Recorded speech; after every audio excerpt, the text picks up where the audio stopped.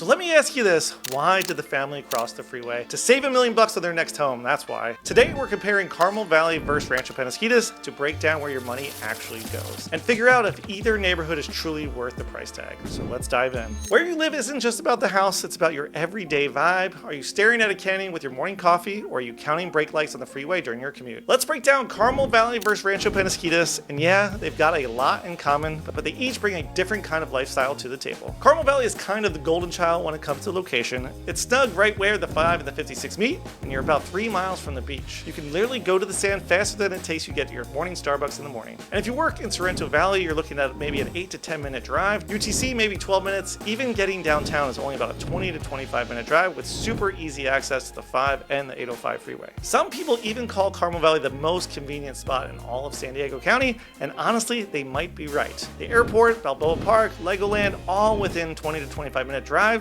Even when I moved here back in 2015, we actually lived in a townhome off of Carmel Creek Road. Super easy access to everything. We'd hit the beach, hike Torrey Pines, and still make it back for time for a barbecue or a toddler meltdown, sometimes both. Now, Rancho Peñasquitos, aka PQ, if you're going to try to sound like a local, is just a bit more inland, and it covers a ton of ground. It's full of hills, canyons, and all kinds of terrain, so no two blocks feel exactly the same. You're still super connected though, but instead of living off the 5, you'll find yourself cruising the 15 freeway a little bit more. It'll take you about 30 minutes to get downtown, depending on the time of day and the universe's mood, of course. One thing PQ has that Carmel Valley can't compete with, though, is the views. Rancho Peñasquitos in Spanish actually means little cliffs, so neighborhoods like Sunset Hills and Park Village, where you've got homes that are high up enough to see all the way to the ocean or the mountains, it's like your backyard has its own weather forecast. And that brings us to something else we'll talk about when we get into what makes each neighborhood unique. But before we jump ahead, if you're finding this useful at all, make sure you hit that subscribe button. I'm dropping plenty more videos covering San Diego's hottest neighborhoods, upcoming developments, and market insights that you won't hear anywhere else. A lot of folks have made some smart moves after watching some of these videos, and you could be next, so don't miss out. Alright, this is where things start to show their own personality just a little bit. One of these neighborhoods is all about walkable shopping, fancy gyms, and date night dinner outs. The other, it's got wide open parks, epic playgrounds, and a whole lot of nature to roam. But let's start with Carmel Valley first. If lifestyle amenities are your thing, this place brings the heat. You've got Del Mar Highlands Town Center, One Paseo, the Skydeck Food Hall, Sinopolis, which is basically a movie theater with a restaurant built into it, and the Bay Club, aka the place where people work out, play tennis, and somehow look good doing it. Fun fact, I'm also a member here, but I strained my calf there last week playing basketball with a bunch of old people, so I'm currently sidelined for the time being. And the best part, a lot of this stuff is walkable, at least more so than PQ. You can park once and make a whole day out of it. You can grab lunch, do some shopping, catch a movie, maybe even squeeze in a workout if you're feeling ambitious. Del Mar Highlands isn't just a shopping center, it's kind of a lifestyle flex. You got Jimbo's, the Skydeck, Steak 48, and my new favorite spot, the Culinary Dropout. It's the kind of place where you pretend you're just picking up groceries, but somehow end up with a candle, a new Viore outfit, and a $17 salad. Then there's my favorite spot, which is One Paseo, which dials it up even more. The center is only about 5 years old, give or take, but it's got that I could live here type vibe. It's got shops, restaurants, apartments, offices, all wrapped into one well-designed walkable space. And then there's the Bay Club, not just a gym, it's a full-on health resort. Multiple pools, classes, tennis, spa services. You could basically vacation here without leaving the zip code. When my kids were young, we spent a ton of time here, and we actually got to meet a lot of people here when we first moved, so this is definitely a good spot for newcomers to the area. And when we talk about home prices later, you'll see how all of this stuff nearby makes homes more expensive, but also super convenient. Now let's flip the script just a little bit and talk about Rancho Peñasquitos. PQ is the land of big parks, fresh air, and community vibes. Instead of high-end shopping, you've got Hilltop Park and Canyonside Park, just to name 2 of about 10 different public parks in PQ. And they're massive. You think baseball fields, soccer fields, playgrounds, basketball courts, you name it. Plus, the community center is super active. Think kids sports leagues, summer camps, senior programs, and neighborhood events that actually get neighbors talking. Only about 2% of PQ is set aside for commercial stuff, which I actually kind of wish the number was a little bit higher. The rest is homes, schools, and open space, so it's quieter, more residential, and feels a little more breathe deep and take it slow type vibe. And although PQ doesn't have a ton of shopping, they do have some solid dining options. We frequent places like Naughty Barrel Gastropub, Fresco Pizzeria. They pretty much know me by name at each spot. Get in your face, bro.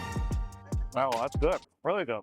And they just opened up a great new ice cream spot called Winston's, which is right next to my office. But if you want to go shopping outside of groceries, you'll definitely have to check out nearby communities like Carmel Valley or Carmel Mountain Ranch. Carmel Valley feels sleek and modern, perfect if you like having brunch and Pilates within walking distance. PQ feels grounded and maybe slightly more neighborly, like the kind of place where you bump into someone at the park and end up chatting about Little League schedules, for better or worse, I guess. And here's a funny twist. Neither neighborhood has a Target or a Costco directly in the neighborhood, but if you're like my wife, that's critical information. And in that case, PQ probably wins. It's actually closer to both, which means fewer detours when you realize you're out of paper towels and cheddar bunnies. Now let's talk about the great outdoors, because both neighborhoods have tons of it, and that's a big deal for a lot of people moving here. So San Diego's all about that indoor-outdoor lifestyle, and both Carmel Valley and Rancho Peñasquitos deliver, just in a little bit different ways. Both neighborhoods back up to the massive Los Peñasquitos Canyon Preserve, with over 4,000 acres of trails to hike, bike, or just wander. One of my favorites is the Peñasquitos Creek Waterfall Loop. It's a mellow 3-mile hike with a real waterfall. You can stretch it to about 6 or 7 miles, and it turns into a legit workout. Carmel Valley leans a little bit more beachy. You've got Torrey Pines State Reserve nearby. Del Mar Beach is just about an 8 to 10 minute drive away, and you also have Torrey Pines Golf Course right around the corner. It's where you can surf in the morning, hike with ocean views, and sneak in a round of golf all in one day. Plus, a scenic bike trail connects Carmel Valley to Solana Beach, Cardiff, and Encinitas. Rancho Peñasquitos brings the mountain vibes. Black Mountain Open Space Park sits right in the middle of the neighborhood with a 1,500-foot summit and panoramic views. You got ocean on one side, Palomar Mountains on the other, and sometimes you'll even spot paragliders drifting off the peak. And trailheads, they're everywhere. We've got 3 in my neighborhood alone that leads out to the Del Mar Mesa Preserve. PQ also has over 2,300 acres of protected open space, something you just can't recreate in a newer community. But the bottom line, Carmel Valley gets you to the beach in just 5 minutes. PQ gets you to the top of a mountain just as fast. So salty air or summit views, take your pick. Either way, the access to nature boosts property values, because you can remodel a kitchen, but you can't remodel a canyon. At least I'm pretty sure you can. Now, if you have kids or plan on having kids, this next section may be the one that affects you the most when deciding which neighborhood is best for you, which of course is schools. Because for a lot of families, this is the deal breaker. Now, this is debatable as well, but Carmel Valley and Rancho Peñasquitos may have the best rated schools in all of San Diego County. But the funny thing is, they are 2 completely different school districts. In fact, Carmel Valley is split between 3 different school districts, so stay with me as this can get a little confusing. For elementary, you've got the Del Mar Union and the Solana Beach school districts. Then for middle and high school, kids usually move into the San Dieguito Union High School District. Some standout elementary schools in the area include Carmel Del Mar, Sycamore Ridge, and Ashley Falls, just to name a few. For middle and high school, Carmel Valley Middle and Torrey Pines are both consistently ranked among the best in the county. And then we have Canyon Crest Academy, often ranked in the top 5 in the entire state of California. And yes, in case you didn't know, California is kind of big,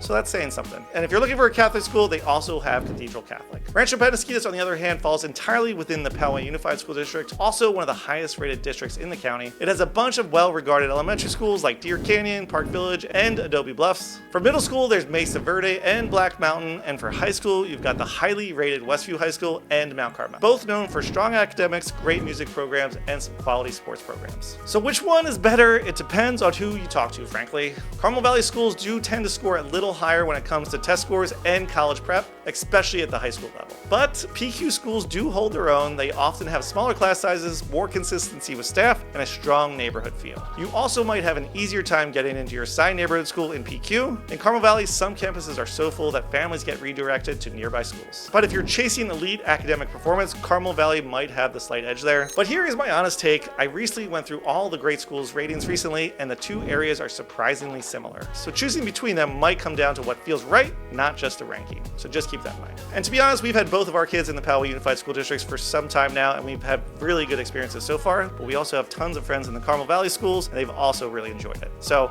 to each their own, I guess. Next up, we'll talk about what is probably the 2 biggest differences between the neighborhoods: the home prices and the look and feel of the neighborhoods. All right, well, here's where Carmel Valley and Rancho Peñasquitos really start to split: price, variety, and long-term value. Carmel Valley is a modern master plan community. Most of the homes here were built after 2000, so you're getting newer floor plans designed for how people actually live today. Lots are usually between 4,000 and 7,000 square feet, and the whole area feels super clean, cohesive, and up to date. And honestly, I can't really think of a street in Carmel Valley that isn't super well maintained, so that does make a big difference. PQ, on the other hand, you might find a street here or there that could use a little extra TLC, but Rancho Peñasquitos has way more variety. It's actually made up of 5 different areas, each with its own personality and price point. You've got Park Village, which is the high end of PQ. Homes there were built in the late 90s and range from about 1.4 million all the way up to about 2.3 million. A lot of them have bigger lots, back up to open space, and even come with some killer views. Then there's Old PQ, where homes were built in the 70s and the 80s. These often have bigger yards, mature trees, and plenty of upside if you're cool with doing some updates. Sunset Hills sits up by Hilltop Park and has panoramic views you rarely find at this price point. Then we have Torrey Highlands, which is the part of PQ that feels most like Carmel Valley. To be honest, it's also the newest part of PQ. It's newer, built in the 2000s with a more planned out layout, walkable areas, and modern features. And if you're 55 or older, the Junipers is a brand new gated community with a resort style amenities and a social lifestyle that a lot of folks love. Now let's talk numbers. As of May 2025, the median price for a single family home in Carmel Valley is just over $2.5 million. Condos and townhomes are coming in just under $1 million, and that's actually down about 7% from last year. To give you a rough idea of monthly costs, if you're buying a $2.5 million home and putting 20% down, you're looking at a $2 million loan. And at current interest rates, that's about $12,500 a month for principal and interest alone. And once you add on taxes, insurance, and HOA fees, you're hovering right around $15,000 a month.